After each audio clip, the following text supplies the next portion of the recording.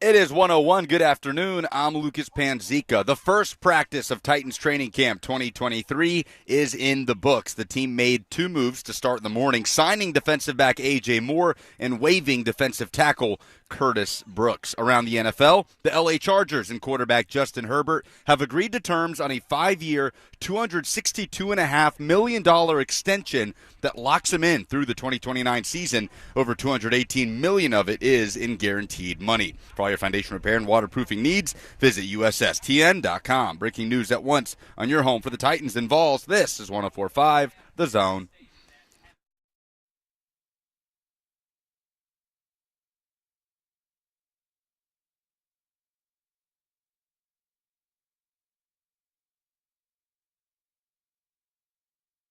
Blaine and Mickey, 104.5 The Zone. What's up, everybody? It is Wednesday already. Happy hump day. That snuck up on me. I pulled into training camp this morning. I thought, is it Monday? Then I thought, no, it's not Monday. Then I knew it wasn't Tuesday because we were at the Speedway yesterday, and there was the big public hearing where you could go and talk about the Speedway. And so I thought, well, I know it's not Tuesday. And then I thought, I know it's not Thursday because I got an appointment on Thursday. So as I pulled in, I deduced with just like all my powers, it's Wednesday. Yeah. I mean, that's a pretty strong play by me. I mean, you get the days all mixed up and where we're at and what we're doing. You know, shoot, I was hearing everybody at the practice today, and I'm leaving my practice, by the way, there at Independence High School, and I'm like, oh, dang, are we at the Titans facility today? I had to think about it for a split second. It was like, well, we won't be there while they're practicing, so I would assume not. So I was still looking for your car when I turned in, make sure I was at the right location, because I know the mixter was there who does all our photography and everything for the Blaine and Mickey, so great job there getting D-Hop there doing some drills. Yeah.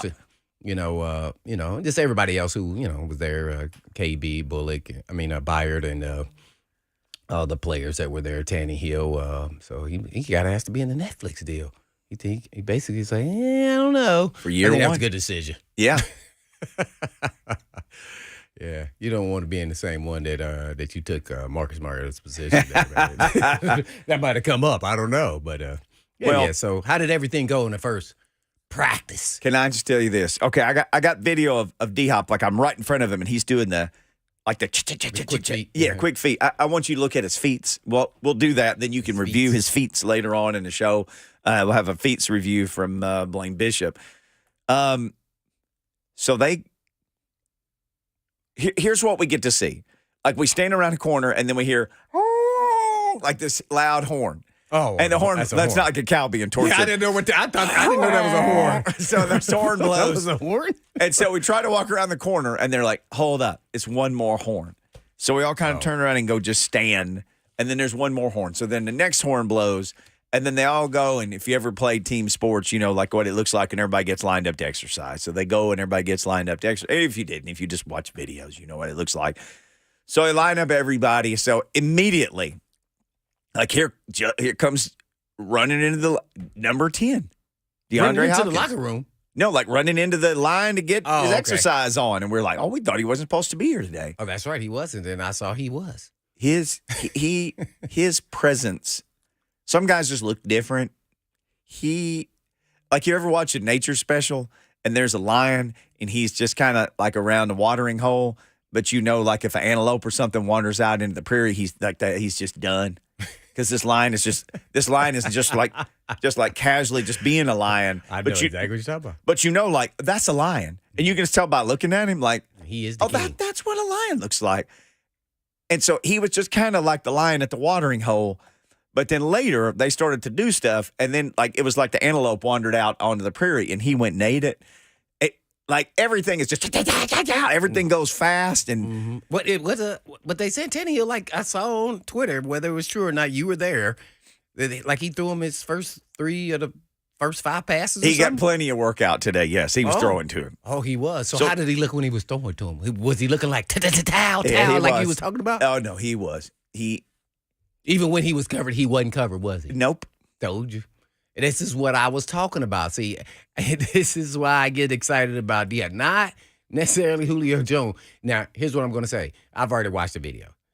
D-Hop is not a guy that you're going to watch the videos and go, nah, it looks good. Yeah. But I'm going to tell you this. He's not even going hard.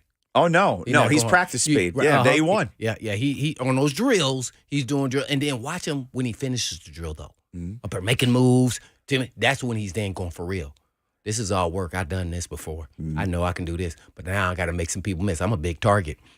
That's what I said was fascinating about him is he makes people miss. And he is a tall dude now. What is he, about 6'3", 6'4"? He's up there now. I don't think he's that tall, but I'll say this. I know they say he's 6'2", but he's just a long, lanky-looking guy. He looks, when you look at him, he has all that length. He's got those big hands. But the thing is, when he runs route, you can't, there's no, what we use as DBs as tail signs. Tail signs are he drops his arms, his hips, and everything. You can't see it to the last minute. Like, and usually a guy like that's built like him who's long-legged, let's say, it takes him a minute. Nah, not him. Like, and then when you see Julio, you can see him drop his hips. You can see all his elbow and all that, and you can kind of read, especially at this point of his career. But D-Hop is not like that. So, he's just a baller. And his presence, I'm pretty sure that kind of rises everybody up to that level. He's just that kind of dude, man. But so let's hope it continue. They stay in rhythm. Everybody stays healthy. And, man, got a heck of a receiving core. So, who was starting? Can you say who was starting at offensive tackle? Or can you not say that? Or who was practicing there during the practice? This is why I can't go, because I'd be like, oh, such and such started here. I don't think I can say. You can't say, huh? But I will say this. But I thought people were saying Jones was out there. Who was the first guy that Mike Vrabel mentioned yesterday? Mentioned Jones, so you could just, okay. All right, there you go. Vrabel said Jones. So he was first. Who Mike Vrabel said? It was that order, yeah. Mike still won't say it. He said it. Thank you for reminding me. Okay. Mike Vrabel said that. He named a whole bunch of people who was doing with the twos. Honestly, I was watching so many different things. I don't remember who was the tackle with the twos. It might have been the Ricky Duncan. I don't know. I'll pay more attention to the twos tomorrow. I know we get fascinated with the skill we get fascinated with D-Hop and with the skill guys. Kickers made all their kicks today. That was good. Oh, that's going to be a battle. So, one of those dudes can win this job. Now, both of them can lose it, and they'll call Randy Bullock or some, Michael Bagley or somebody back again. No, one of those dudes, they got talent enough to be in the league, at least leg strength. So they got it's about being clutch. So something's going to happen. Whoever wins it, I think it's going to be one of those two. And then if they're not clutch, then after some game, they may bring in a vet. I think they want one of these guys to. They have the tools. Now it's the mentality in the NFL being clutch and have the distances, so which brings you hopefully a better player than Bullock because they have a stronger leg. So we shall see if they can be clutch in game. We could talk about practice. I always want to.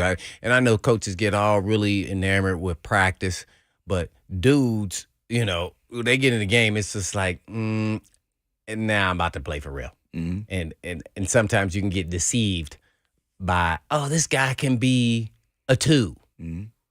I think he's playing at the highest level he can go. His talent is taking him to the highest level he can go. Meanwhile, you see the vets over there look like Byard's only going like quarter speed. And he's still right there. Yeah. See, so, you can get deceived out there a little bit. So you just got to watch it. Some guys, when the lights click on, they shine. And we can even go to college when Dobbs did that. So I always like that because, Dobbs was a horrible practice player.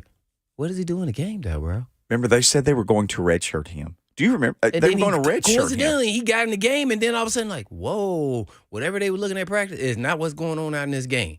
Now, I'm not going to act like he was just a superhero, and he was, as his career went on, he was a little up and down at times on throwing the football, but, man, he was definitely the better quarterback. He sure was. It wasn't even close.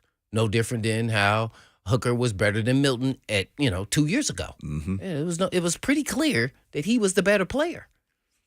That doesn't mean just because, and we all know Milton has a can of an arm, and he was the more talented player. That's why I was going to sometimes the most talented isn't always the best player. So you got to really look into it and delve into it, and got to see him when the bright lights turn on. So, or a guy like me, it wasn't until, I look like, oh man, that guy has 2 left feet or whatever. As soon as we put on pads, I go into a whole different level. I go to a whole different concentration mode. it's like, oh, this is football right here. You had All two the- left shoulders to hit people with. Yeah. That left foot. Now that left foot needs to be replaced. I get I'm just saying, certain guys, it's just you got to know what you're dealing with. It's always not going to be just as clear as day that this guy's a better practice player than another guy. Well, let's look at this here. Or it's almost like looking at resumes. You can get duped in in an interview for a job because somebody has a better resume. Doesn't mean they were the better person for the job, but the resume is going to get them there. That doesn't mean always that that's the better employee to hire. It's no different. That's why people act like sports it is absolutely no different. Dude, I can tell you a story. When I was at A-State, we had to hire a cheer director, and we got down to 2 final candidates, and one had never had a job, but she worked at all these. Anyway. But see, that's when you got to go on your vibe and your feel on what you feel. Sometimes you just say, let me just go with the one who has the better resume. The other lady with the better resume, we were like, shoot, we got to pick her. Right. Her resume is just impeccable, man. It's incredible. And we sat down to call her on the phone, and I looked at it was myself and the assistant AD, and I put the phone down. I said, do you really want to do this? She goes, no. I said, we called the other girl. She turned out to be a great hire. Fantastic. And completely transformed cheer. Yeah. Well, because the resume wasn't as she had no resume other than working camps and being a cheerleader. She was amazing. See? But, dude, the other lady's resume, we felt guilty. Right, you felt bad because her resume was incredible. But the other girl was a better choice. Yeah. Same thing you're saying. I've lived that. Yeah, and it's tough. But that's when you go with your experience, your knowledge, and sometimes your gut. Now, that's not to say you're going to get them right or wrong every time, but I think that happens in sports. And, man, some people, they get caught up in, he's he does great at practice. Well, there's a reason why he was a free agent. Even though he's on the roster and been on the roster for 3 or 4 years, his limitations, this is about as high as he can get. Now, did he get everything out of his body? Okay, great. But we can't be making him the number 2. He's really the 3. Well, if you got calls about the 2s or the 3s or anything, Luke in Hendersonville wants to know about the D-Hop and the offense. Luke, if you hold on, we got time to take phone calls. We got Jordan Dejani in hour number 2, but this is your show in hour number 1. I know the phone was just ringing. If you just tried to call back 615-737-1045. We'll get to your calls. Continue to talk about what we saw as the Titans have taken the field for day 1 of 2023 fall camp. How you feeling about what you heard, what you've seen? Feeling better? You feeling like you take the Jags in the AFC South? It's all started now. Let us know. It's Blaine and Mickey. It's Wednesday, 104.5 The Zone.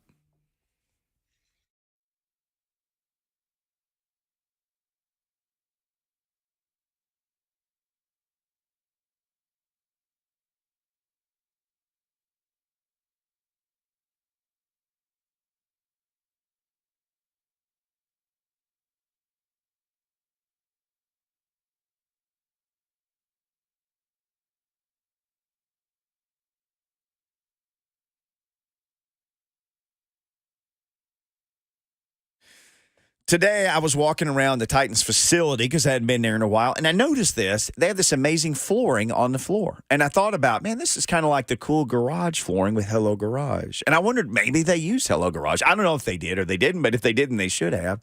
Hello Garage has the coolest flooring, all different colors and styles to put in your garage or your basement or your business. You don't even have to be the Titans to buy it. And it's the best in the business. It's 100% polyaspartic. You may not know what that word means, but that means like lasts forever, durable, doesn't crack or fade, or if it's in the garage and heaven forbid some oil gets spilled or something, still ready to rock and roll. The other thing Hello Garage has the ultimate garage storage systems for your hunting supplies, your tools and your toys, your sporting goods and all that. Just think about this. With a complete garage makeover from Hello Garage, you'll actually be able to park your car in there, and you'll love hanging out because nobody makes a garage a dream garage like Hello Garage. Call them at 1-888-59-GARAGE or online at HelloGarage.com. Schedule a free estimate today with Hello Garage.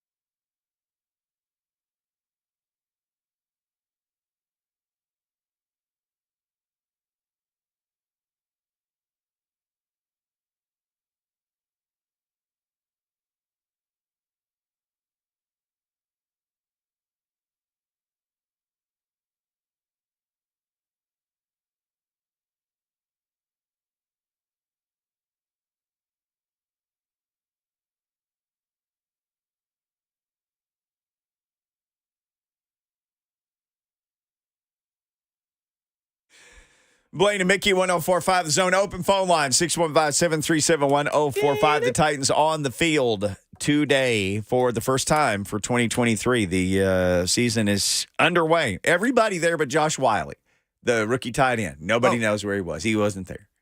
Did he not get the message? I don't know. Or is he injured or something? Or did he have a private matter? Did they even? It never.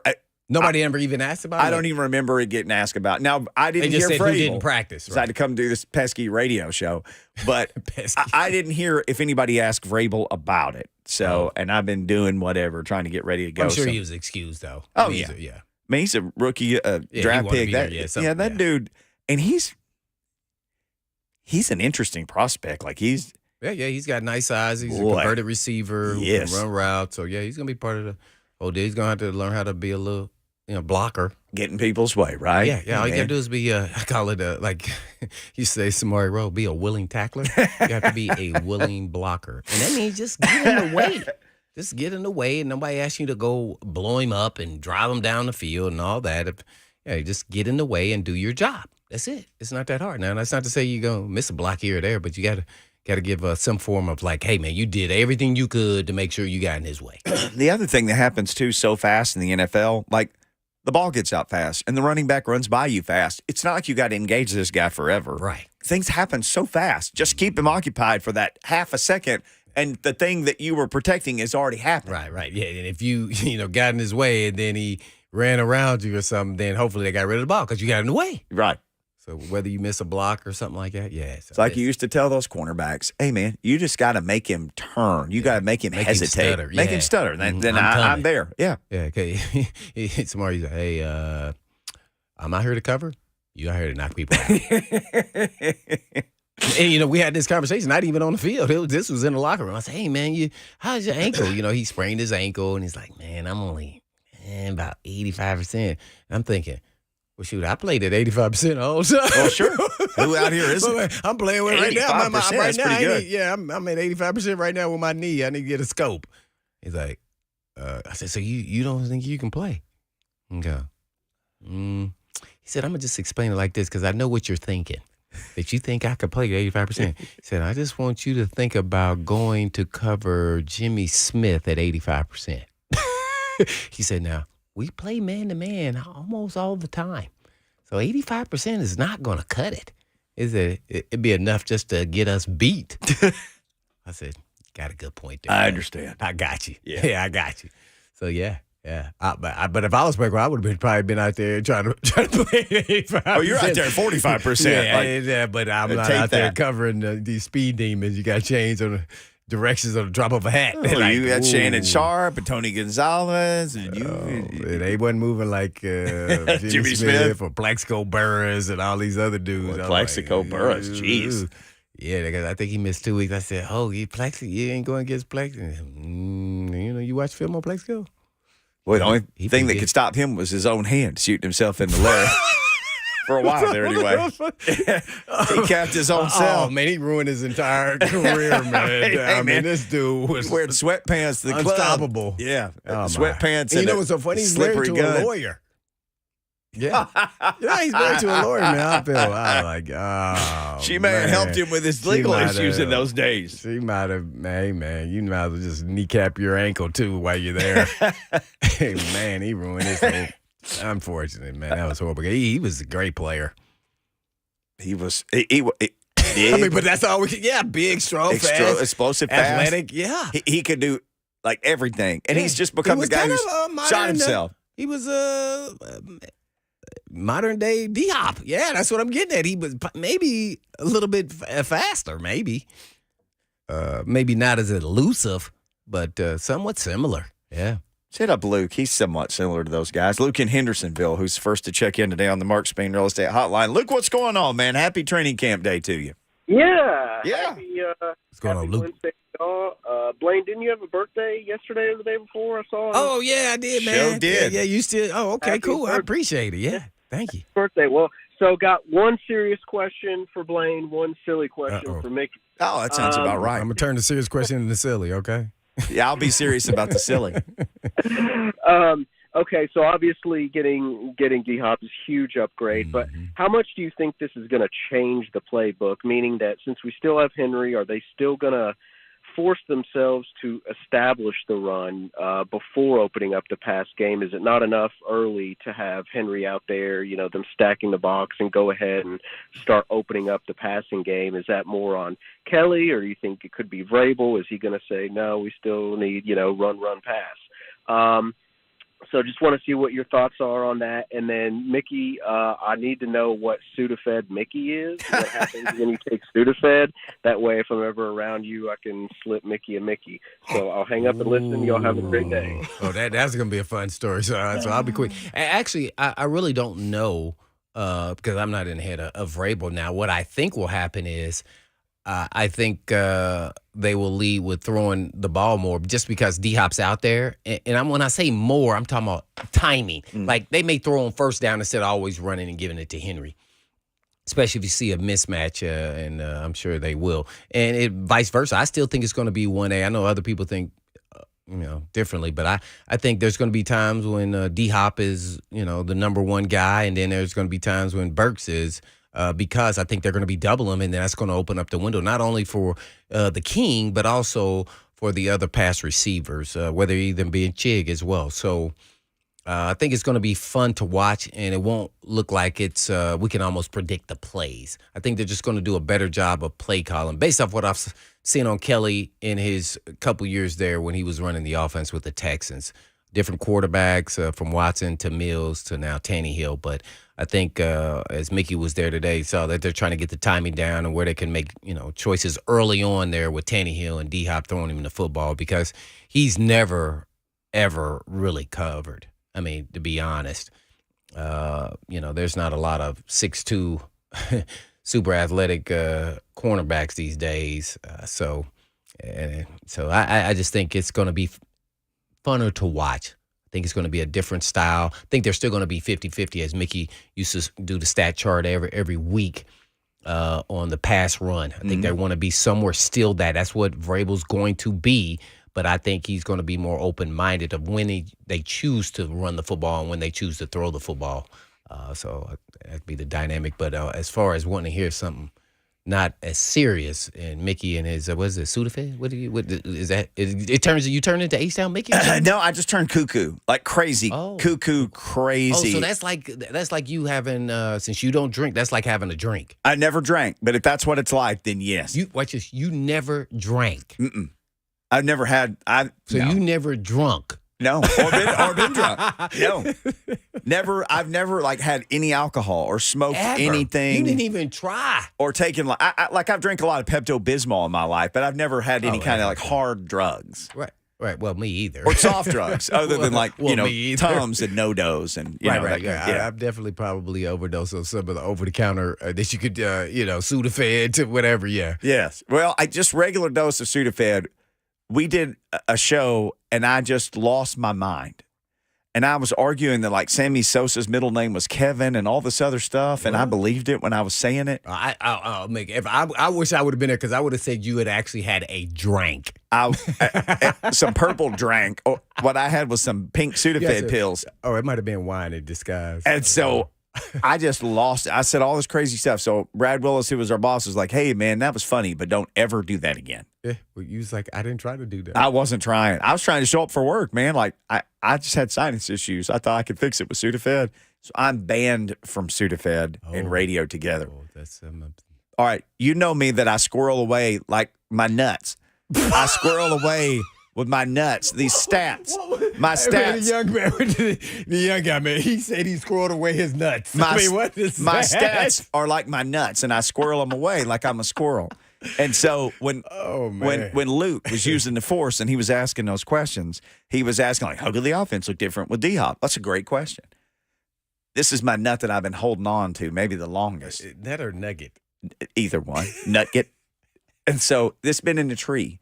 But it's the middle of winter. I'm about to eat this thing. It fell? Yeah. It fell. This right nut, into your hand. The nut dropped, yeah. So, Sharp Football. I've been holding this. Man, you know me. I just hold these stats. Yes. Warren Sharp, huh? I just hold these freaking stats, and then I just release them like, ka-chow. Sharp Football says The Titans had the most first-half runs in 2023 that gained 2 yards or less. Oh, that's what I'm saying. Like, they made, check, blue 33, D-Hop, I'm throwing to you. And that's what may happen. See, that was a real game, and that's how loud the quarterback is, by the way. They had 58 of those. Are your ears okay on the radio? Oh, yeah, that was good sound effects. Yeah, I was trying to see if I could make Hunks just walked in there, see if his mohawk would just, like, stand up even more, but it didn't. It did a little bit.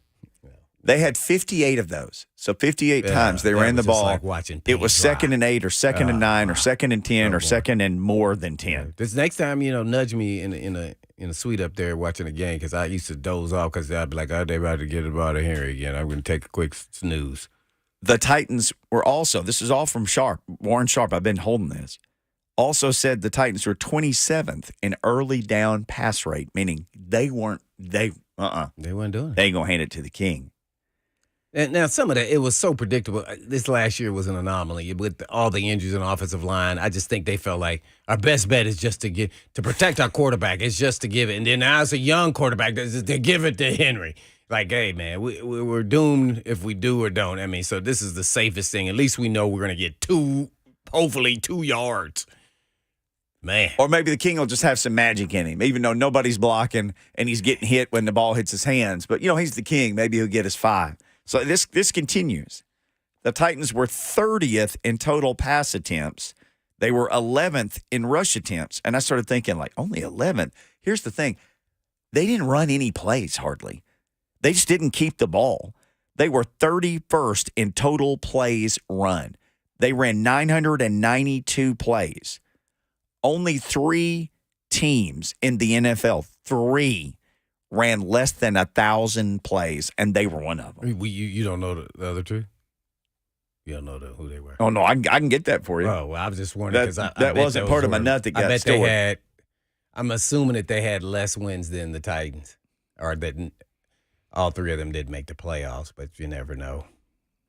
Just never know. That's what I'm getting at. I think it's going to be more variety in the offense, and it won't be so predictable. I still think they're going to try to stay, as I said before, 50-50. Some games may be 60-40, pass run or vice versa. But okay, I got it. I think they want to stay that way. And I like that, by the way. Who had less than 1,000? You were right. 32nd, the Titans were 31st. The Panthers. Well, okay, not surprised, right? Had quarterback issues. First okay. Pick of the draft, right? Titans were 31st. Number 30, the Bears. Oh, they were horrible. And they everybody was just running the ball until they punted it to the other team. So there you go. The Rams were next. They had 1,001. The Rams were a train wreck last year. Patriots had a defensive guy calling the plays. They ran 1,006. So you kind of see there's a pattern there. You and Sharp. I've been just holding on. Yeah, man. That was a good one there. Woo! Yeah. Feel a release. Just imagine this, though. If the offense is just a notch better, let's just say they're in the 20s. Let's say they're 20th in offense in the NFL with that defense, even with that front 7. Man, I don't think there's anybody in this league that they can't beat. And I'm serious now. So just stay healthy. Be just a little bit better on first down, whether you're throwing or running the football. Stay as healthy as you can or get unity within the offensive line. And, man, dang, they'll be pretty good, pretty solid. And, by the way, where's Fant? Is he not with the team? Did somebody ask Vrabel or Ran? I was there. Ran in the analytics guy and the scouting guy all came out and spoke. And Ran got asked 2 questions at once. It was like somebody asking, like, so what's the deal with George Fant?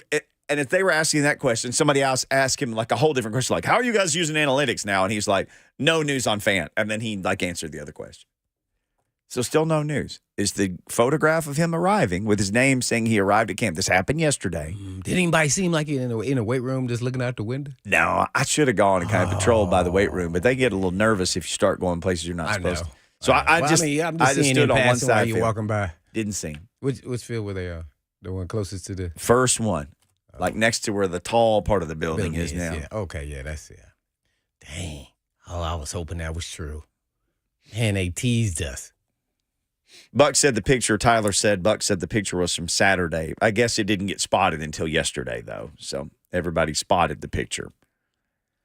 So many people are saying picture from Saturday. Well, no one spotted it until yesterday. I mean, if somebody was just scrolling through all the Titans pictures online, they would have seen What does Saturday mean?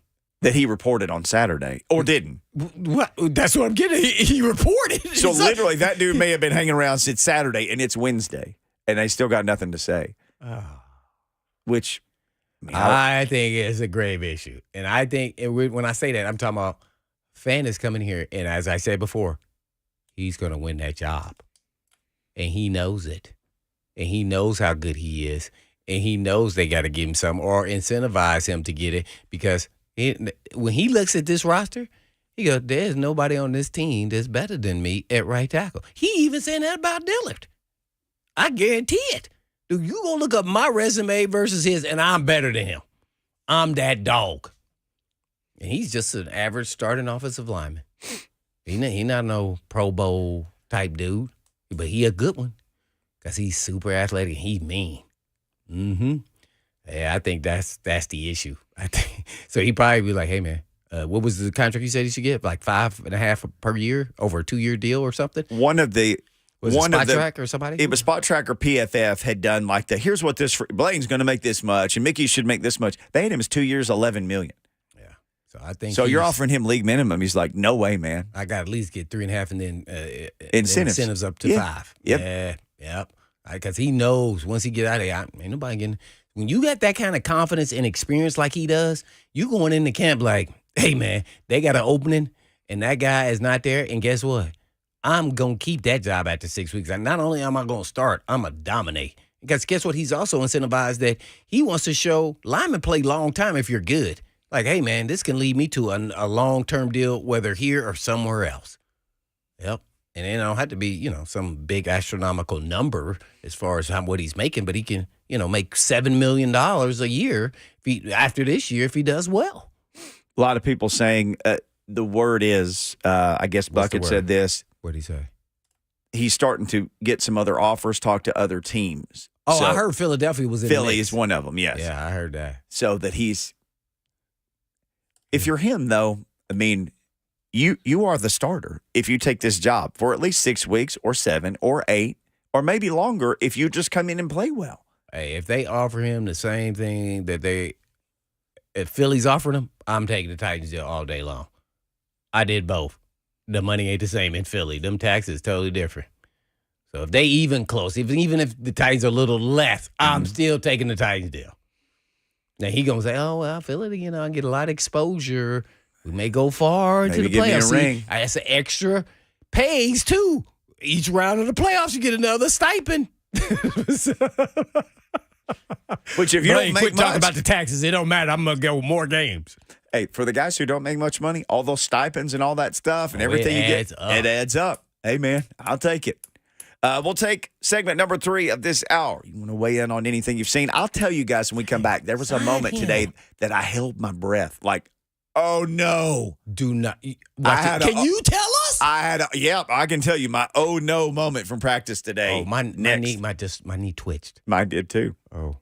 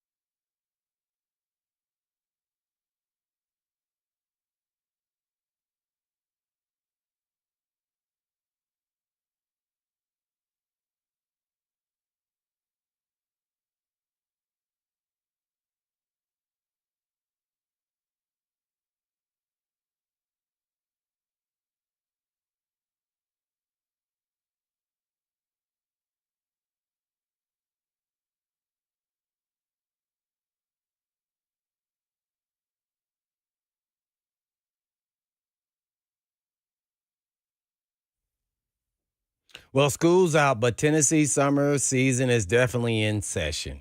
So if you haven't taken care of it yet, Coolray can keep you cool with a $69 AC tune-up.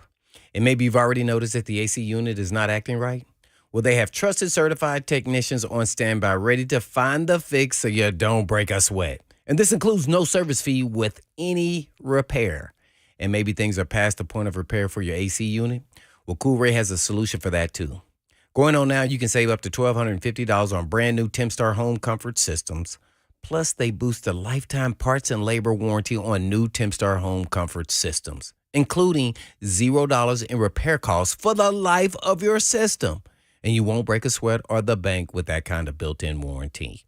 And don't forget, Coolray isn't just there for your HVAC needs. They'll protect your entire home thanks to Coolray's electrical team who can help you find the perfect whole home generator just in time for this stormy season. So schedule your next visit online at Coolray.com. No phone call, no wait, no worries. You pick the date and time that works for you. That's Coolray.com.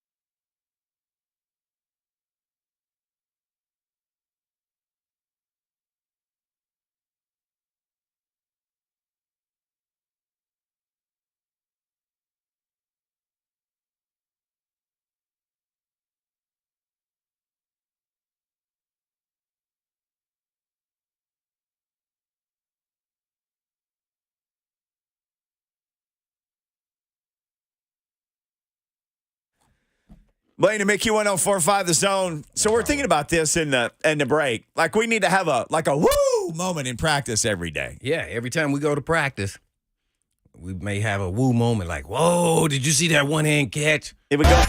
Ooh, wow. Yeah. Let's hear that again. Whoa. Oh, I missed it. Yeah, it was one more time. Yeah. Wow, that's from our theme song. Oh. Yeah, that plays- was cut real short. It was cut super short, but you get the picture. Yeah, Whoa. I do. Whoa. Yeah. Yeah. Okay. Woo. Well, so you have a moment today? Yeah, like It can be good or bad or Oh no, indifferent. today was bad and terrifying. Oh no. They bust up 7-on-7, and we can't tell you like this guy covered this guy because but I can tell you this. D-Hop out there 7-on-7. Everybody, I mean, like you can just feel some tension in the place. You know, like, wow. Intensity picked up. Intensity picked up. Like what's about to happen? So he runs this short route like a curl and goes to catch the ball, and he and Christian Fulton get completely like tied up with each other and go down hard in a heap. They get twisted up. Twisted up. Like Fulton closed on him and just couldn't unclose. He couldn't open. So they like got attached? Yes. And they hit the ground. Wait. Their helmets got locked together? And like the helmets didn't get, but they got attached to the ground quick.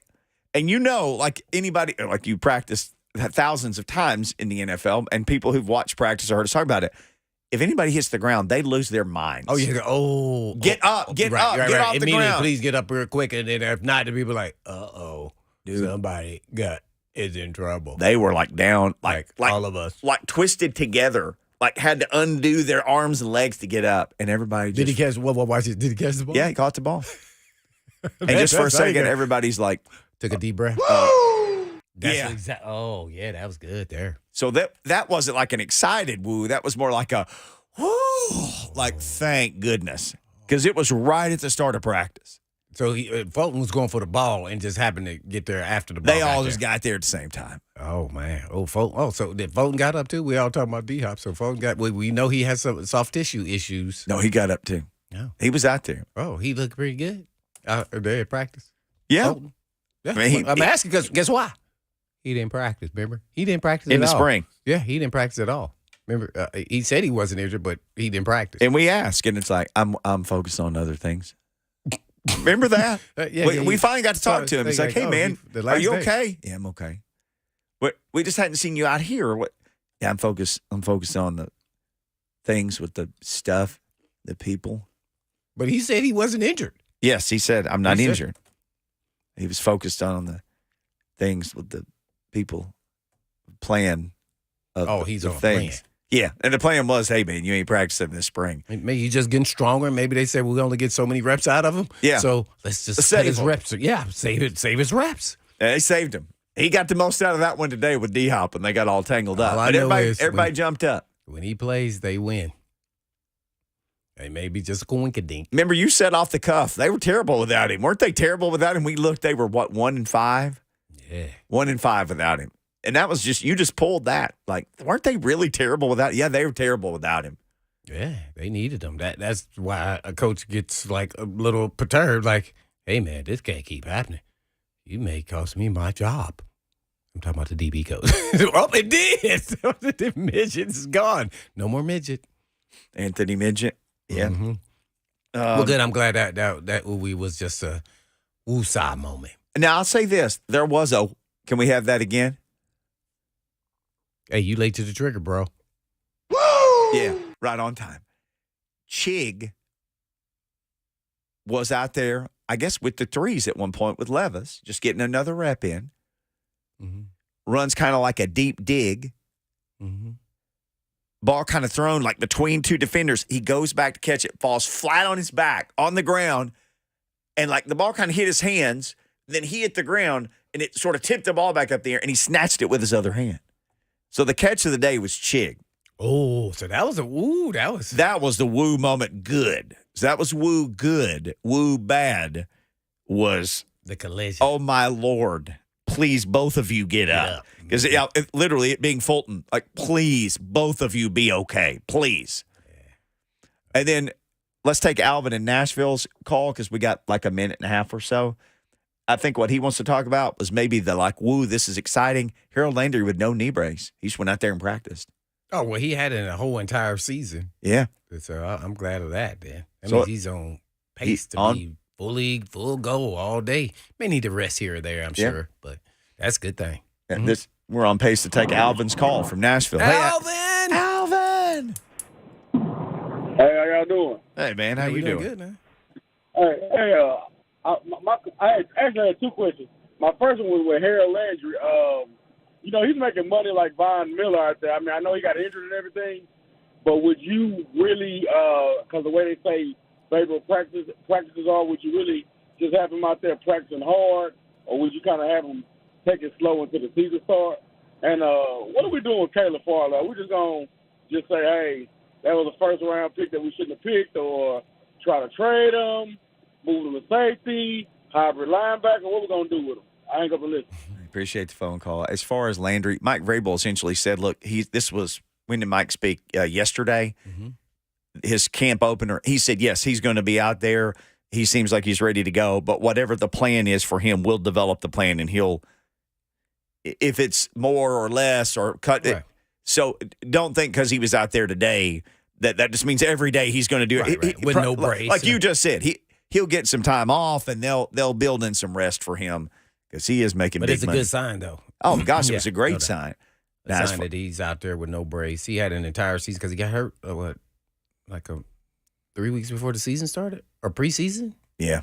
So, that was unfortunate. But, so hopefully he'll be ready to rock and roll. Farley's on PUP, so he's not even out there practicing. Yeah. And people always say, trade that guy. Nobody's going to trade for him. Why would you trade for him? Right. Who would want him? Yeah. He hadn't even hardly played. Yeah. You would say his body's broke down. You could say, we'll pick him up, take a flyer on him, and sign him after you cut him. Yes. And he could have a good career somewhere else and just never get injured again. It just kind of has some bad luck. But, man, that's unfortunate. I don't think he's a safety. I think you got to hope that he gets healthy enough where he can contribute as a special teamer and maybe in an emergency situation play corner. That's it. You're not dependent on him at all. If you got that right now, if you got 2 years, because this is what year? This is year 3, isn't it? Yeah. And so they're not going to pick up his option because he was a first-round pick. Mm-hmm. So it's this year and then get cut, or at most this year, next year, because you're not picking up his option.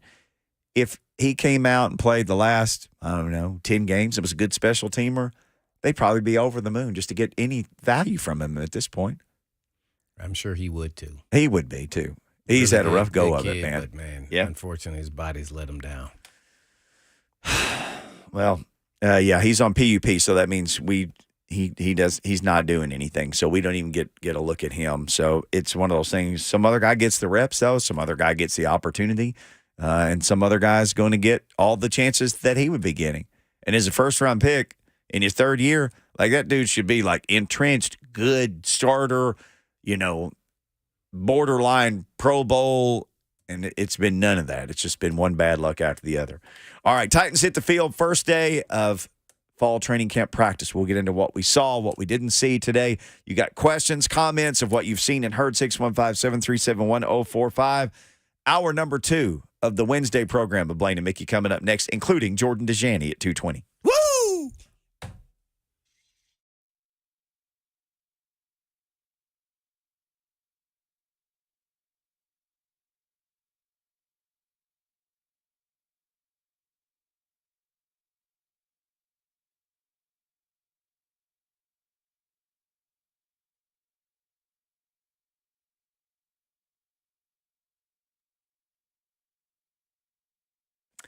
All right, it's a hot day. Think how cool it would be if you were living on the lake. Think about it. On a hot day, cool day, watching the seasons change. Anytime is no bad time to enjoy lake living. And here's your chance to experience at a fraction of the price.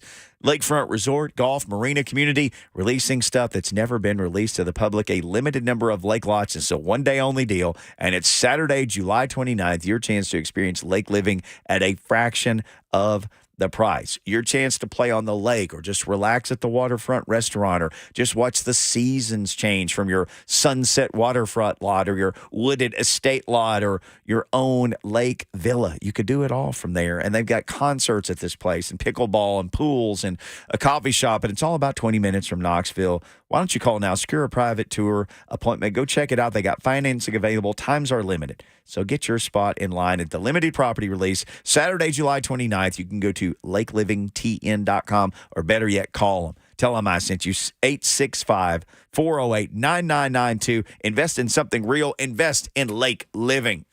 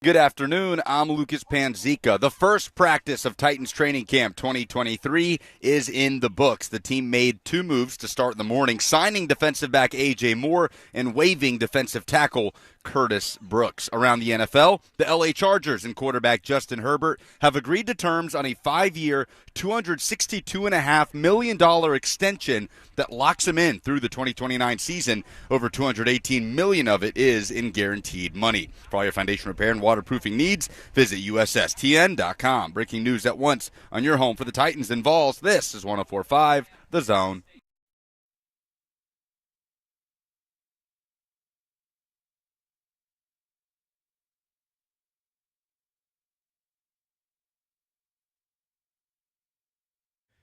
Blaine and Mickey, woo, 104.5 The Zone. A lot of people saying, woo, today, because the Titans are back on the practice field. Training camp officially started. I know the rookies have been there a couple of days doing their thing, but full squad took the field today. Everybody in the NFL started, right? Except for the Steelers? Is that right? Surely everybody started by today, because a bunch of people started last week. If you had, new coach, or you're going to be in the Hall of Fame game. The Hall of Fame game is just a few days away. Is this weekend? No. It's not this, dude. It's not this weekend, but I'm telling you, it is you're going to blink your eyes and it's going to be here. Hall of Fame game, which I know y'all just can't wait to watch. August 3rd. August 3rd, yeah, it's next week. 1st of August, yeah. August 3rd, Jets and Browns. Ooh. Well, we won't see Aaron Rodgers. No, we will not. Wonder if we'll see Deshaun Watson. Yeah, they need to see him. He need to get out there. So Jets and Browns, August 3rd, today, Titans. And Diop is on the field. Apparently, it didn't sound like we were going to see him for a couple of days. It's based on Mike Vrabel's comments yesterday that he had some personal stuff that he had to attend to, but he was out there for most of practice. Now, at one point, some of the reporters were talking. They said they saw him run in, so maybe that was it. That's all I'm doing. I got to go do my stuff. Oh, but he had to go catch that flag. He caught passes. He got run into by Christian Fulton at one point. That was kind of my whoa. And then because I'm like, oh man, it was D-Hop, and you're like, dude, that was also Christian Fulton. Then I got double nervous, and it happened hours ago. But I thought, oh my gosh! But it's kind of like a shallow route, and they're both kind of breaking on the ball, and they get all tied up in a heap, and both go down, and then they both kind of get up, and everybody moves on about their business. Did D-Hop tap him on the head? They were all the way across the field. But there was no animosity or anything. He may have slapped him on the butt. Yeah, they just kept on going. Oh, they didn't look at each other. Hey man, you all right? Come on, man. Yeah. Oh, well, no, I'm just saying you all right, man. I said, man, good job. I need to look through my phone. I was watching the old linemen, and because people, not everybody gets to see NFL practice, and it may be different than what you're used to seeing if you play ball at any level. But like the offensive linemen, they just block each other, and the tight ends, when they're working on blocking schemes, that they just essentially block each other.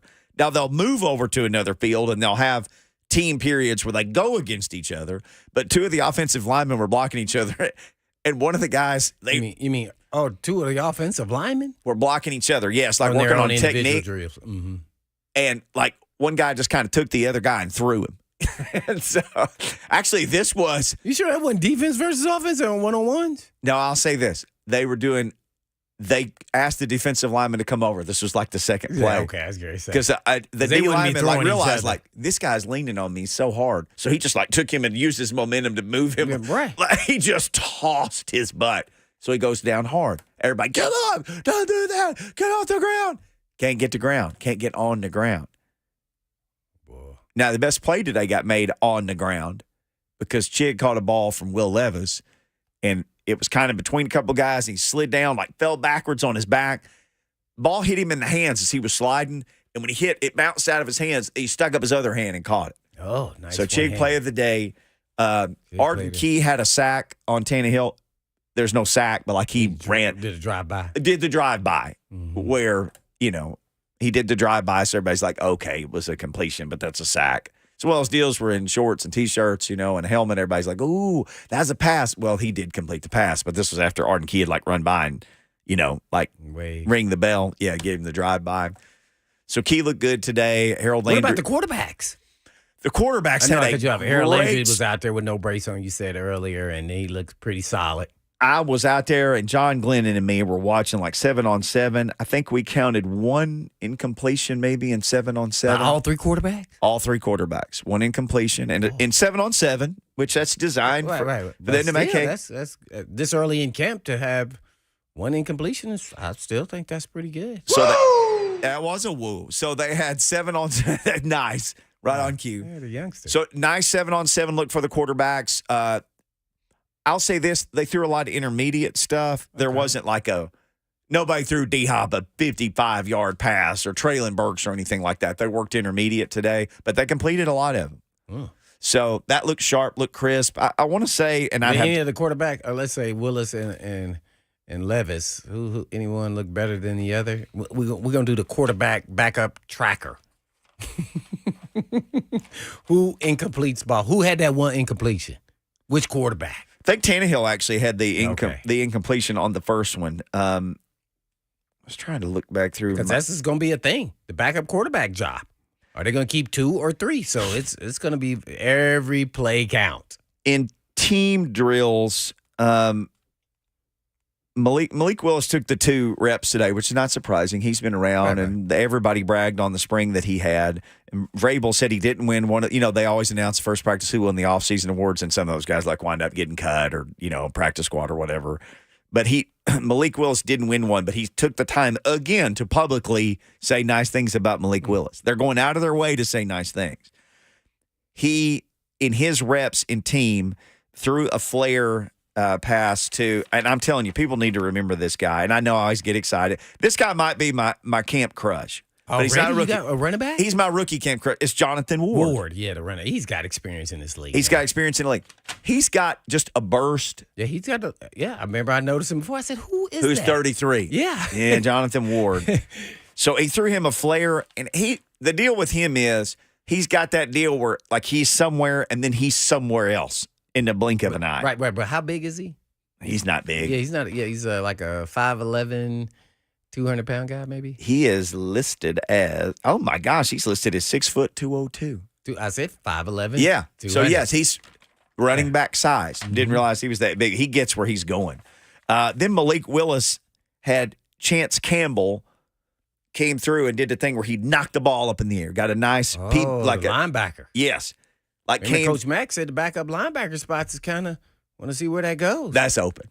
Yeah. So you got Monty Rice, not Reese, and Aziz Al-Shar, and then everybody else got chances to do things. Chance Campbell made a nice play. Okay, yeah. Threw in the flat to 87, who is Alize Mack, I believe, who's a veteran tight end that's trying to make the team. Well, that's a guy from USFL? No, he's from Notre Dame. No, that's the same guy. But a pit stop maybe in the USFL. Or one of the leagues. I may get to the league. Right. So, but then I want to say maybe the last throw that Malik threw, and things are kind of wrapping up, kind of got loose and bounced out of bounds and almost hit Austin Stanley and hit a wall and then hit something else, is the hardest thrown ball of the day. It whistled when it went by us. It didn't get caught by anybody, but it hit everything but the lottery. Oh, was it intended? It was like my daughter's driving. She's hit everything but the lottery in my truck. Yeah. So this one it didn't go to anybody. But other than that, the one he got tipped at the line by Campbell and the one that just didn't really go anywhere, most all those guys look pretty sharp today. Most all the guys look sharp. Even day for the quarterback. Yeah. Okay. So it's a good day. Now, it's funny. You hear how you said that? It was a good day because the offense did well. Good day for the quarterbacks, I said. Right. It's a good day for the quarterback. But what I was going to say was, and you know this, everybody's got shorts and T-shirts on. Offense will flex their muscles a little bit. Yep. 7-on-7 always gives you a chance to flex your muscles because it's designed for you to get the ball where it's going. Yep. But things feel different. The first day we get out there, I told you, we wait on the other side of the wall, then the buzzer buzzes, and we walk around. And when they got pads on, because they do some individual type stuff or whatever we don't see, whatever it is, you would know what it was because you did it. But as we come around the corner and the whistle finishes blowing, everybody they come together, getting their exercise lines. You exercise by your position group. Mm-hmm. And so all the defensive guys kind of wind up together and all the offensive guys kind of wind up together. And the defensive guys on the first day of pads, just the looks on their faces, it's like a little kid at Christmas. And they all are saying stuff. Just, oh, yeah. oh, today's going to be different. They all do. And I could see the hitman on the first damn pass, man, like the guy who said, oh, things might be different today. Yeah. It's about to be live. Watch out. Boo. Watch out. Guys, it gets like, I'm tingly, man. Like people out there, and the offensive guys are usually surprisingly quiet on that day. Yeah. Because they know, like, okay, it's about to get real. Physical, yeah, a little physical out here. We get touchy. So, like Coach Mack says, I always try to keep my powder dry on a day like today. But again, the quarterbacks had a nice day. They were pretty accurate. Harold Landry didn't have a knee brace on, and the kickers made 10 of 10. And it was fairly live. They weren't rushing them. Mm-hmm. But, hands at the line of scrimmage and people yelling at them and everything else. Both kickers made all of their kicks. Jael says, what did Henry do? Henry practiced, full practice, got a couple of handoffs in 7-on-7, got a couple in team drills as well. Maybe the first one in team, I'm trying to remember but got kind of stacked up in a team drill, but in 7-on-7, got kind of loose on one, like got around the edge and got to going pretty good. What about Spears? We haven't talked about him. Tyjae Spears was out there with either the 2s or the 3s, and again, I'm writing my notes. I'm writing notes on everything. Right. And I looked up and they ran a running play, and it was just kind of straight up the middle. They ran a play action. Levis did and completed a pass, and then on the next play just handed it to Spears. So he must have been with the 3s. Yeah, they rotate the running back. And this dude got stumbled, lost his footing near the line of scrimmage because nobody's trying to tackle you, but rough touch, right. Like I'm here. And he kind of lost his footing, regained his footage, and just whoo. Yeah. Yeah, he explosive. So there's some of that too. You see it. So he's kind of a different cat. Now, other than that, I don't remember that's Tyjae Spears. I don't remember that. Oh, there's 32. Yeah, that was. But that play, I do remember it. Play. And he's small and compact. Got through the line, got through the mess, got tripped up, regained his balance, and took off again. So between he and the other guy we were talking about, Jonathan Ward, both of those guys are kind of a dimension that Derek isn't. No. And then they also have Julius Chestnut, and people remember Chestnut. He was a good story last year. Yeah, that was your training camp. That's my training camp crush. He made the team. He did. And so he's still out there in the mix at kick returner. He's a special teams guy. He does all the special team stuff. So that's. So does it elevate him with the whole off the field issue with Haskins, you think? I would think that helps all the other running backs. Right. Now, we talked to Haskins today, and he essentially said, man, I can't talk about it. But they still let him come over and answer 5 questions. So Haskins came over, didn't really have much to say. But, if you just said make a depth chart and there was no legal anything, he's probably number 2 today behind Derrick Henry. He's the veteran guy. He's the returning guy. But all these other guys are going to push him. And then if he has any kind of hiccups legally and has to go suspended him, then these other guys, between Tyjae Spears and between Ward, Chestnut. Yeah, Chestnut's your core special teams guy who does all that stuff that a third or fourth running back would do. Ward is a really explosive guy, catches the ball great. Spears, they were talking all spring about his versatility. Like, oh, yeah, you can line him outside. You can do different things with him. So they have a real nice running back room. Even though the other names are names, not exactly a bunch like longtime pros, but they all have different skill sets, which will complement each other, which is, I would think, what you want. We want Jordan Dejani next. So let's talk NFL headlines with our guy from CBS Sports, Jordan Dejani, weekly visit. We missed him last week. We got him back this week.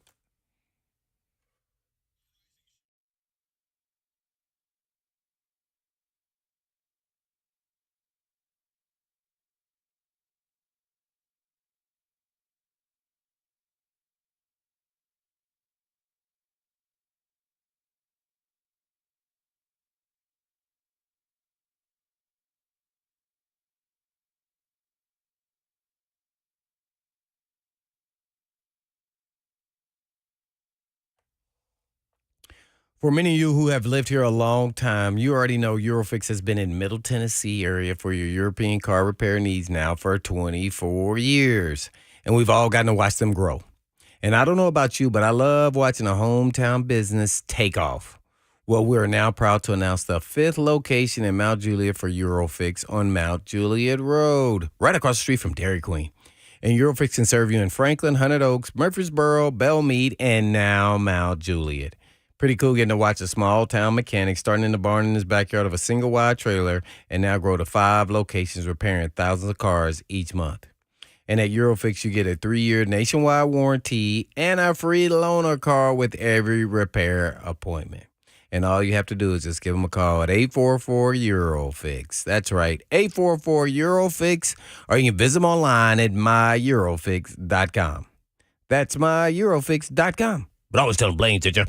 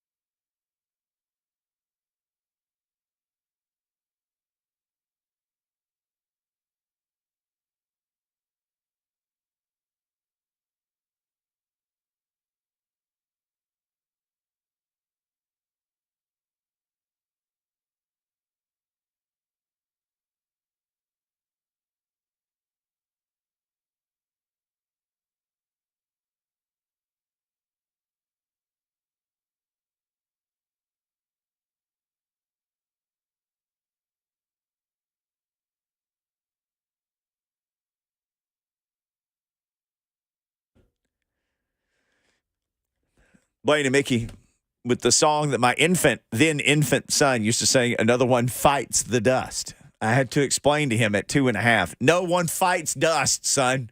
They're biting it.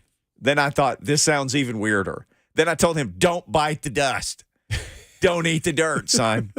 Luckily, he's 8 now. We've worked our way through that. Jordan Dejani, I don't know if he's ever fought dust or bited dust or if he's done anything like that. But, JD, how in the world are you doing? Happy training camp day to you.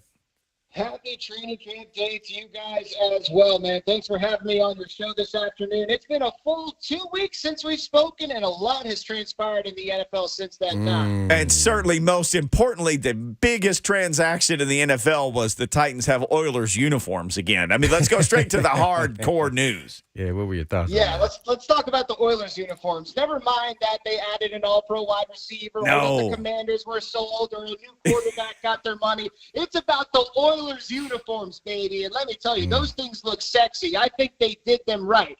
Now, when we did the old AFL anniversary a few years ago, they were okay uniforms, but what really stands out about these babies is the red trim, right? We got the red face mask. That's what I really like about these uniforms. I don't think they could have turned out better, so I'm excited to see them in action in 2023. Oh, by the way, Jordan Dejani, our guest, they did pick up a probable future Hall of Fame wide receiver, the Titans, D-Hop. He looks pretty sweet in those uniforms. How's he going to look on the field this year? Yeah, I'm excited about that, man. And let me tell you, I think Hopkins signing with the Titans feels like the product of relationships, right? I mean, he spoke about how Derrick Henry's one of his buddies. He spoke about how Ryan Tannehill made a legitimate effort in his recruiting visit. He spoke at length about how Mike Vrabel is a guy who turned into a friend, even after they both went their separate ways, right? A coach that keeps up with you, quick to celebrate your successes, but also is someone who will give it to you straight. So I was impressed with DeAndre Hopkins and how he viewed the Titans last year, right? I did not expect him to bring up Josh Dobbs multiple times in his press conference. You know, he mentioned how Tennessee was competitive during its 7-game losing streak despite all the injuries. So that was kind of cool to see. And I'm glad the Titans made this addition because they needed a wide receiver much more than the New England Patriots did. So I'm glad they found a way to get this deal done. Jordan Dejani, our guest, CBS Sports is where you can read his byline. Well, Jordan, I guess let's talk about quarterbacks, man. Somebody just got a new deal, right? Kind of take us through what that looks like, and man, what is Burrow gonna get? And will Mahomes get a new deal? Yeah, a lot of storylines that comes off of this one storyline. There's no doubt about it. Justin Herbert from the Los Angeles Chargers, 5 years, $262.5 million. So that new deal carries an AAV of $52.5 million. That passes Jalen Hurts. That passes Lamar Jackson as well. And this deal can reach $265 million with incentives. So what's interesting, I'll point out two things about this deal. As Pro Football Talk discusses in a recent article, this is really a 7-year deal, right? A 5-year extension, 7-year deal. The $262.5 million is what is added to what Herbert was already due. So your technical average is really about $42.3 million. The other thing to take of note, and that this is something that all the quarterbacks are looking at, is that Herbert gets $133.7 million fully guaranteed at signing. That's what everyone's looking at. That actually ranks number 3 guaranteed money behind Lamar Jackson, who got $135 earlier this offseason, and, of course, Deshaun Watson, who had got a fully guaranteed deal last offseason. Now, when it comes to Joe Burrow, it's kind of complicated because, yes, we do have the groundwork laid. We know that what his numbers are going to surpass the one that Herbert signed. And the projected market value, according to SpotTrack, is $53.7 million per year, maybe a total of $322.6 million.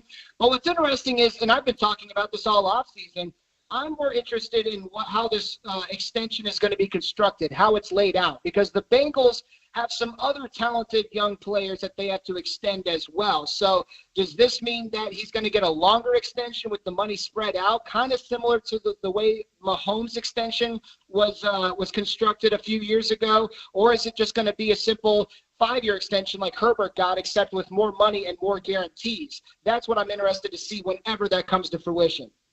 Well, one of the running backs, I guess, decided to Saquon, I guess, sign his deal, man. I'm interested why he signed it. What only he got an extra $900,000 and didn't even get they can't they can still franchise him next year. I would at least put that in my contract. I didn't like this. Maybe it's just more of his loyalty, but you got to realize in business world, there is no loyalty.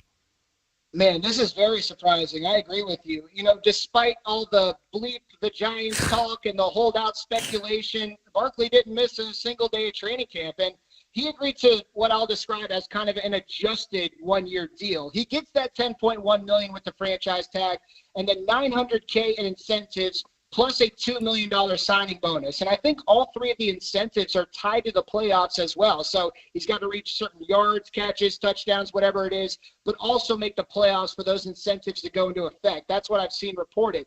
But it's amazing that he was on that Zoom call, right? The running back revolution Zoom call that took place over the past week. And they were talking about how they can further their position, and then he immediately returns to the fold with a contract that is certainly not a win for him.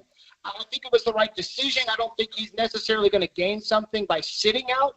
But let me tell you this. Could the running back revolution begin next year? Because look at the guys who will be looking for new contracts. Austin Eckler, Josh Jacobs, Saquon Barkley, Derrick Henry. It's going to be interesting to see what this whole situation concerning the running back and how it changes over the next year, because this is an issue that is not going away.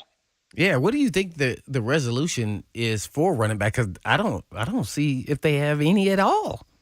Oh, boy, man, we could talk an entire show about this. I mean, for one, I agree that they deserve more money. I think it's the one position in the NFL that has basically lost value over the past few years. It's the only position that has done so. And I agree that, you know, it's an underrated position. But on the flip side, I can play devil's advocate with myself, right? I don't look at this as a situation with the NFL where it's like these guys are colluding against the running backs and they don't want to pay them. I mean, there's plenty of evidence to say the average, span of a career of a running back is shorter than a normal or your average position. They get hurt more. They're more replaceable. I go back a couple years to the Titans. I think Derrick Henry is the best running back in the NFL. But remember when he went down with that foot injury on Halloween? What happened that year? The Titans made the number one seed in the AFC behind Deonta Foreman and Dontrell Hilliard. So it's a catch-22 with this situation, and I'm definitely intrigued to see what happens moving forward, because the running backs have every right to stand up for what they think is worth. They want that financial security. Now it comes down to how are they going to get it. There you have it. Jordan Dejani, NFL writer for CBS Sports. JD, let's skip around a little bit. What camp storylines just from any teams have your biggest attention right now? Yeah, there are a few, and a few of them have to do with holdouts, right? I'm looking at Nick Bosa over in Santa Clara. What's going on with the 49ers? This guy is set to sign a monster extension. I mean, he has a case to be the highest paid non-quarterback in NFL history, so we'll see about that. I'm keeping an eye on that because I do believe that they will agree to terms. I think that both parties obviously like each other. They want to get a long-term deal done. They're working toward the same goal. So Nick Bosa's a big one. Josh Jacobs, going back to the running backs. He's someone who's not even in the city, not even in the state right now. I don't know what's going to happen with the Raiders. Could they rescind the franchise tag? Does Josh Jacobs eventually return to the fold with a deal similar to one Saquon did? And there's a couple other storylines, right? I'm looking at new faces and new places. I'm keeping tabs on Sean Payton in Denver with Russell Wilson. How's that new look offense going to look? Javonte, the running back, is coming off of an ACL. He was not on the PUP. He's a guy I'm looking at. Derek Carr taking over with the Saints. If football is back, I could go on and on. It's exciting, man. Colin Kaepernick is working out again. Like, there's a video, I guess Nike did it, of him working out with prominent players from now. I don't think he's played since 2016. Yeah. I mean, there was another publicized workout video, a year ago or so, and there have been other times that it's come up. Is he going to get another chance in the league? If you're asking my opinion, I don't think so. I think his PR team's hard at work, right? And they're doing a good job because they got some of the biggest stars in the game. I think Derrick Henry was one of them, right? And, they had their own quotes about Kaepernick and how good his arm looks, and they had a good workout and things like that. That's all good and well, but I'm kind of interested to see if there's an NFL team out there that is going to bring him in for a workout after so much time off from meaningful football games being played. And if you remember, the Raiders actually worked him out a couple of years ago, and I think I brought this up on the show with you guys a few weeks ago. Nothing really came from that. I'm not talking about just a contract. I mean, there was no feedback from the workout. We basically just never heard about it again. So that leads me to believe that I don't think there's another spot for him on a roster. He's been out of the game for a minute, but it's the NFL, and I feel like wilder things have happened.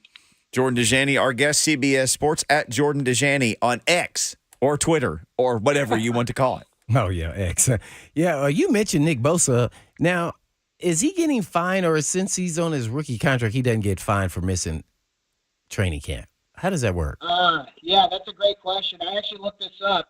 According to the new CBA, he's on his rookie deal still, so he doesn't get fined. I think the 49ers can waive those fines. He does technically get fined, but if the 49ers want, the organization can eat those fines and say, we're all good, especially if they're working towards a new deal. And it seems like there's optimism from both sides. So, I mean, I haven't heard anything. I'm not reporting anything, but I would imagine that he's not going to get fined. He's not going to have to pay money to the organization or the NFL. But on the flip side, you look at someone like Chris Jones with the Kansas City Chiefs. Mm-hmm. He's obviously not on his rookie deal. He has to get fined. The Chiefs are not allowed under the new CBA to eat that money. So Chris Jones, by holding out, not holding in, he's going to have to pay those fines. Man, so he's not showing up?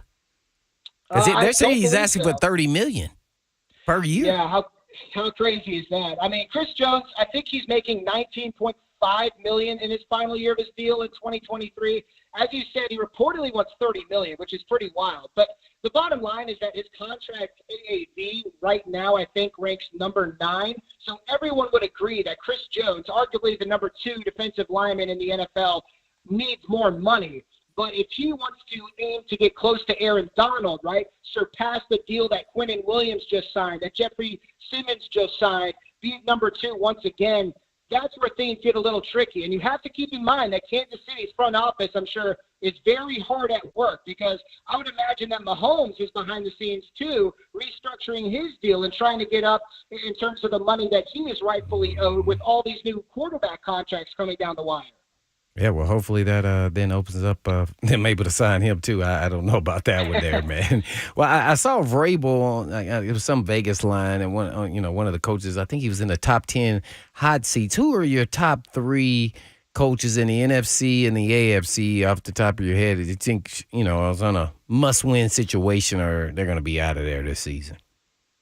Yeah, in terms of the NFC, someone who's on my mind, honestly, is Ron Rivera. And I think Ron Rivera is a pretty good head coach just in general, but you're in a tough situation when it comes to the Commanders. Even if that team has all this optimism around them with a new owner and, I mean, all this good stuff going for them, they reside in a tough division with the Eagles, the surging Giants, and then, of course, the Cowboys. So, yeah, they're in a tough division. But here's the thing. With the new ownership, maybe that elongates his leash just a little bit. But keeping in the NFC East, what about Mike McCarthy with the Dallas Cowboys? I mean, he's taking over more responsibility with the offense. If that does not go well in Dallas, you have to imagine he's on the hot seat. Going over to the AFC, I want to talk about Brandon Staley with the Los Angeles Chargers. I don't know him personally, but I'll tell you this. If Sean Payton was interested in taking the job this past offseason after blowing that playoff lead, I would have considered handing a pink sheet over to Brandon Staley. So he's going to be on the hot seat entering 2023 as well. I know nobody's talking about it, maybe just because they're under the radar, but Tampa Bay coach as well as the quarterback position, Kyle Trask and Baker Mayfield, man, it's going to be a battle. I mean, how do you see this all playing out? Yeah, it's interesting. I guess we can officially label this as a quarterback battle, but in my opinion, I'm kind of wondering how serious of a battle this is. I think Baker Mayfield's going to win the job. I don't know what his ceiling is as a starter moving forward, but I'll tell you, there's some positive feedback coming from his new teammates in mandatory minicamp and training camp now, saying that Baker Mayfield has made that roster, made that room better. He's an obvious leader. He's one of the most competitive at the position, even if he's not necessarily a Pro Bowl quarterback. I would imagine that he's going to be the guy that trots the offense onto the field in week 1. Well, and lastly for me is, have you watched the Netflix, quarterback deal there with the Peyton Manning production? Yes, on Netflix I have. I haven't finished it yet. I'm about halfway through, me and too. I got to tell you, I'm definitely really enjoying it. And man, they couldn't have picked better guys, right? I mean, you got the Super Bowl quarterback, and then you've got Kirk Cousins, who had the craziest season of all time. I mean, every week the Vikings were in a one-score game with something wild happening at the end. I think it's a really good series. I know that Lucas said on the radio earlier that he's not that big of a fan, but I thought it was really, really good what the NFL did, and I'm excited to see what they do moving forward. But according to reports, there's a handful of quarterbacks like Justin Fields, Sam Howell, Jalen Hurts, Tua Tagovailoa, who have already turned down the offer from the Netflix series. So I'm interested to see who they get for the next year. NFL writer for CBS Sports, Jordan Dejani. Hey, on the way out, just because we know it's your childhood team, are the Command Skins about to be the Command Skins or the Red Dogs or the Ding Dongs or what's the Oh, new name coming in here. Yeah, give us your prediction. Yeah, that'd be cool. Early I got to prediction. tell you, I'm surprised that they're considering changing the name again. I mean, this much turnover for a franchise is crazy. But, I mean, we do have a new owner in the house, which was an amazing day in DC sports, as I'm sure you guys can imagine. I mean, it sounds like we're pointing towards changing the name once again. But in terms of what we're changing the name to, the problem is there's a lot of copyright squatters that have taken up some of the names that people were considering the last time they changed the name. So I remember, I think Red Tails, which has a really cool story behind it, was something that was being considered. But I think there was some kind of problem they ran into when it came to looking at that as the official name. Maybe some of these copyright squatters give up their copyrights for a good chunk of change from Josh Harris. But it seems like the name is going to be changed once again. As for what it's going to, not 100% sure. But we have to go through this entire process all over again. At least no more Dan Snyder, though. There's that. That's true. JD, man, it's been wild not talking to you for 2 weeks, but we missed you, and it's good to have you back, and we're on schedule, and everybody, I guess, is reported, and there's a preseason game, the 3rd of August or something? So it's all here, man. It's all happening. It's here, baby. Thanks so much. You guys are the best. Yes, sir. The one and only Jordan Dejani, CBS Sports, at Jordan Dejani. You can follow him there. You can follow us for one more segment on this Wednesday show. We come back because you're from, I think Action Jackson's got this cut up for us. Kevin Byard got asked today. We had talked about the pay cut thing with you, and it hadn't happened, but it did happen. He spoke to the press. He tells kind of how things went down from his perspective on the new contract. That's next on Blaine and Mickey.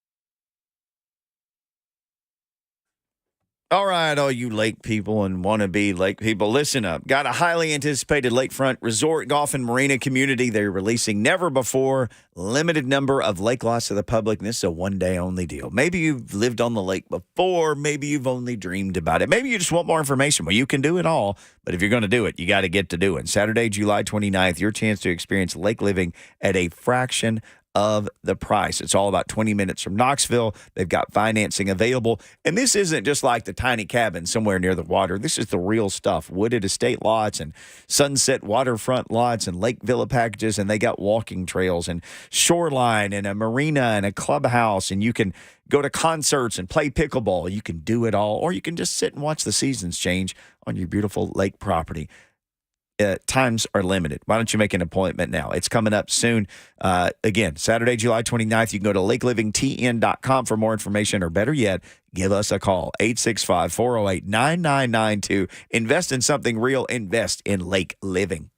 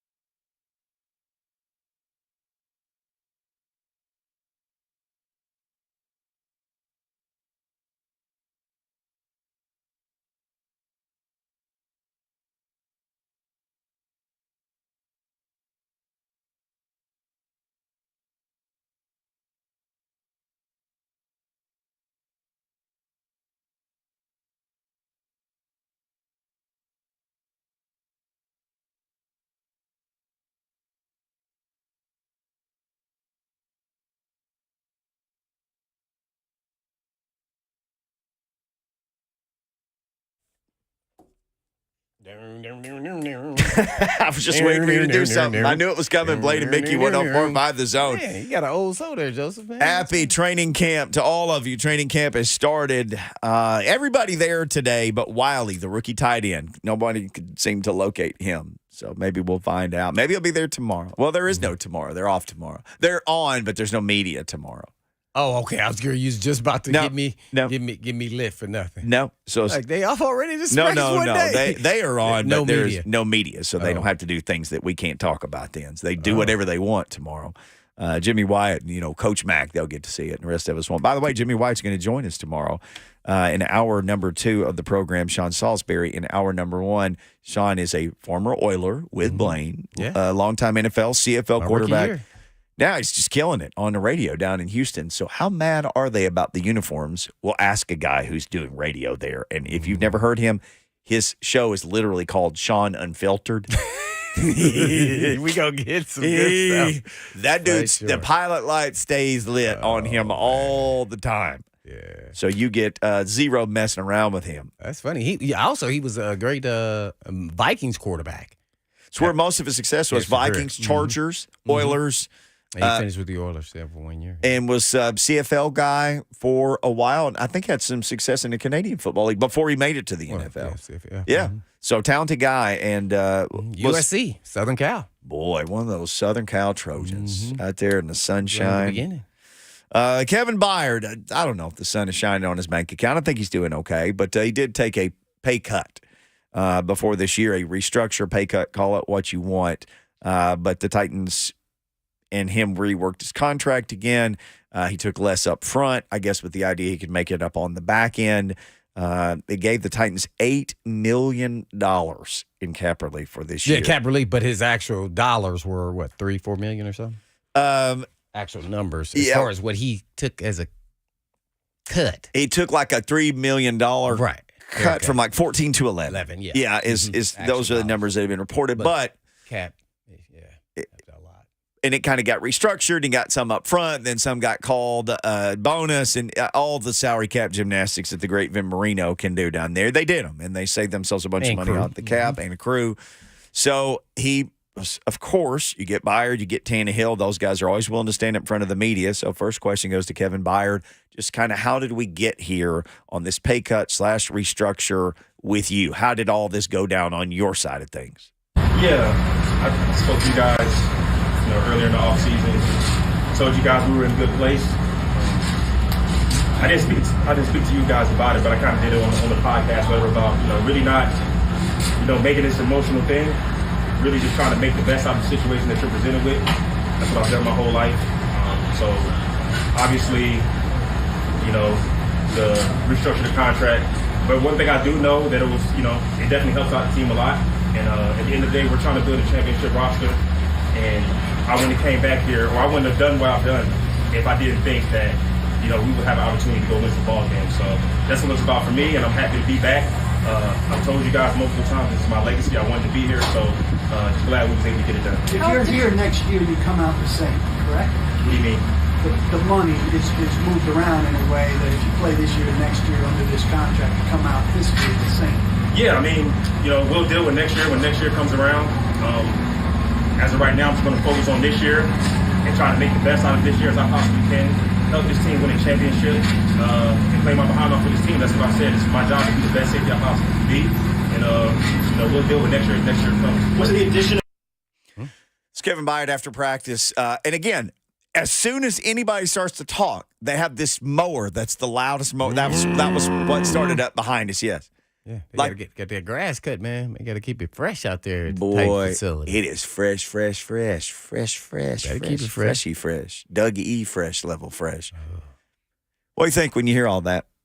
Oh, well, he's a pro's pro. At the end of the day, he talked about his legacy, as I mentioned before. I thought he should approach it that way and, look at it that way. And if it's something reasonable, which I think it was, with the haircut and likely to be earned incentives, I don't think he has any issue and no bad will. At the end of the day, maybe that's what the Titans were trying to accomplish initially, and he just had to come in with like, hey, we want to try to get you take a pay cut, and then it's like catch Byard off guard. Like, oh hey, I make all pro, and then what's going on here? I literally have played in every game since I arrived here, but okay. Yeah, you've been available and you've played well. So I thought it was good. I don't know what in reference to the second year of this contract, did it affect that year too as well? What did they do to the second year, or did they do anything? The second year basically made it so he has a $4 million. Remember, we're talking about a $4 million bonus in March. But I guess if he gets that bonus and then plays, essentially, then he's square to the 14 he would have made next year. Oh, got you. So yeah,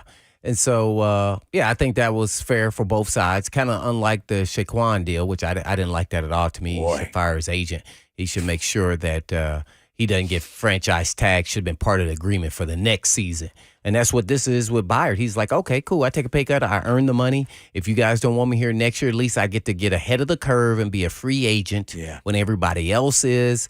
Don't mess up my time as a free agent. Timing will be great. And so if they do give him the $4 million and then they still decide to go in a different direction, he collected $4 million and didn't do anything. Mm-hmm. He can still go sign another contract with somebody else if they decide to cut him after that. And then, it could be, for $8 million, $10 million, he still feel like he was whole. So I thought it was fair for both parties, and just excited that he's back, and at least for this next year, and get to continue his legacy, see if him and Tannehill and King and Crew and Simmons can get it done.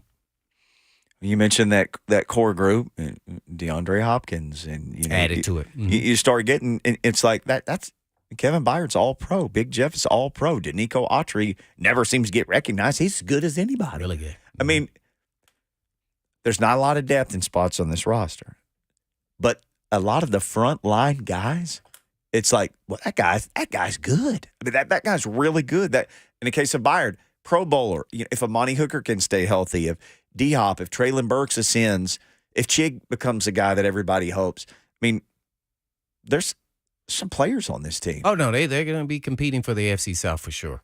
No doubt about it in my mind. I don't know what the national people are looking at, but rebuild. Yeah, I don't see any of that. So I think they're going to have a great shot with this crew. As long as they stay healthy, they'll be in it. Well, we were in it today. Tomorrow, the Titans, I guess, are practicing, but no media availability, so we won't be talking about that. But we will continue to talk about what we saw and what's to come. And Jim Wyatt will join us, and Sean Salisbury again to talk about the Fury in H-Town. So tomorrow's going to be fun, so don't miss it. So in the meantime, in between time, peace.